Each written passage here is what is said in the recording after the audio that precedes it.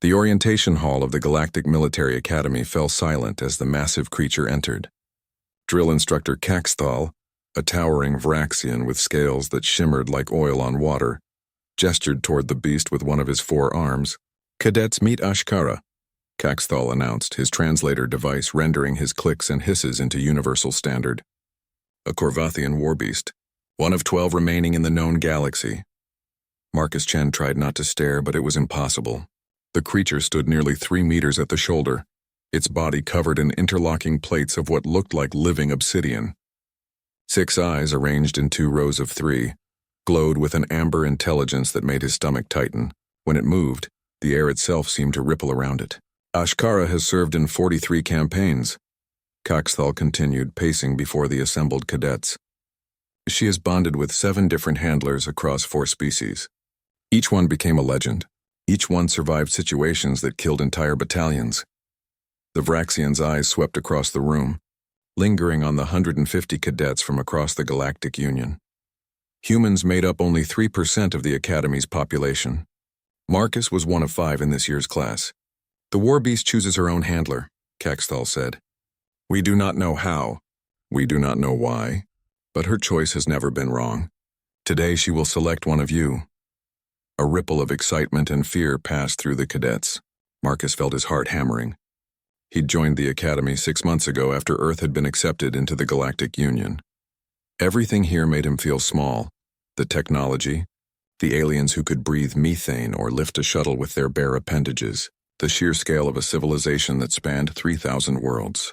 "Stand at attention," Caxthal ordered. The cadets snapped to position. Marcus kept his eyes forward, but his peripheral vision tracked the warbeast as she began to move. Ashkara approached the first row, her massive head lowering to sniff at a Quellan cadet whose crystalline body structure clinked softly as he trembled.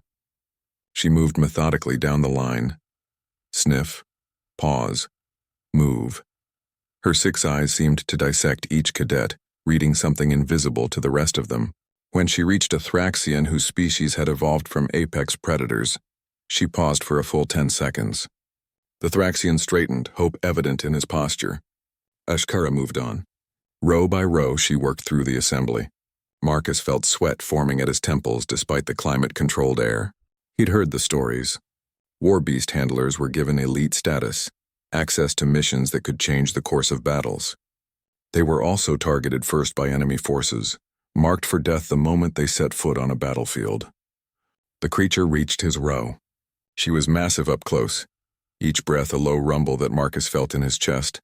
Her scent was strange, ozone and copper and something else, something that made his hindbrain scream both predator and ally.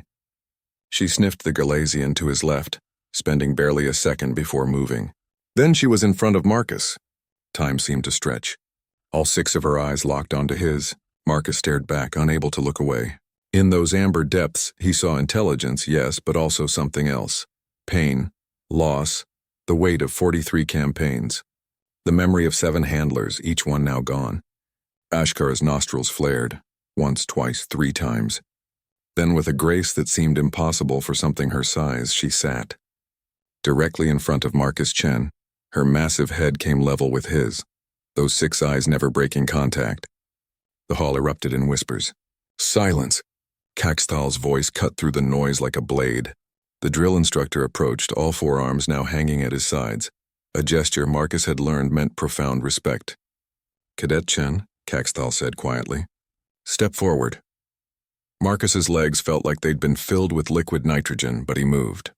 Ashkara rose as he did, maintaining her position directly before him. "Place your hand on her head." This was it. The moment of bonding. Marcus had watched videos, read the manuals. If Ashkara rejected him now at contact, she would kill him. It had happened twice in recorded history. The warbeast did not choose lightly, and they did not tolerate false bonds. Marcus raised his hand. It looked absurdly small against Ashkara's armored skull.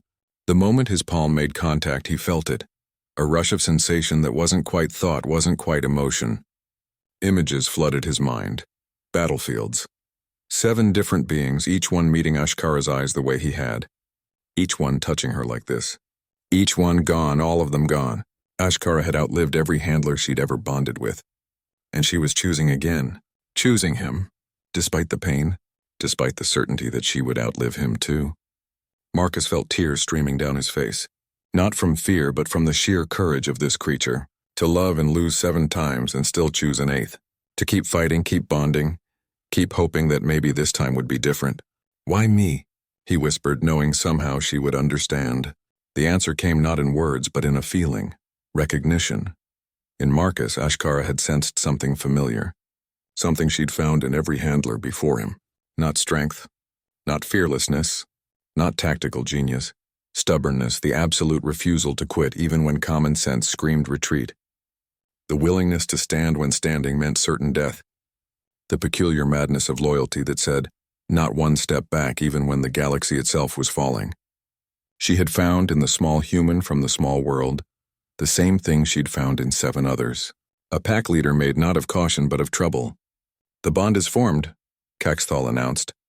And though Marcus couldn't be sure, he thought he heard approval in the Vraxian's voice. Cadet Chen, you are now Handler 8th.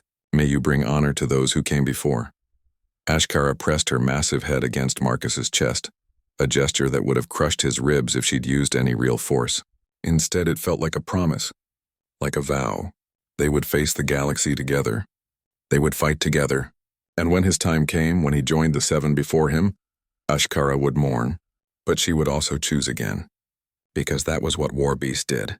And that, Marcus realized as he wrapped his arms as far around her head as they would reach, was what humans did too. They kept going, no matter what. The other cadets watched in silence as Handler 8th and his War Beast stood together, both of them understanding a truth as old as warfare itself. Loyalty was not the absence of fear, but the decision to stand despite it. The galaxy would learn soon enough what humanity's instructors already knew. Humans bonded fiercely, fought stubbornly, and never ever knew when to quit. Pack leaders of trouble indeed,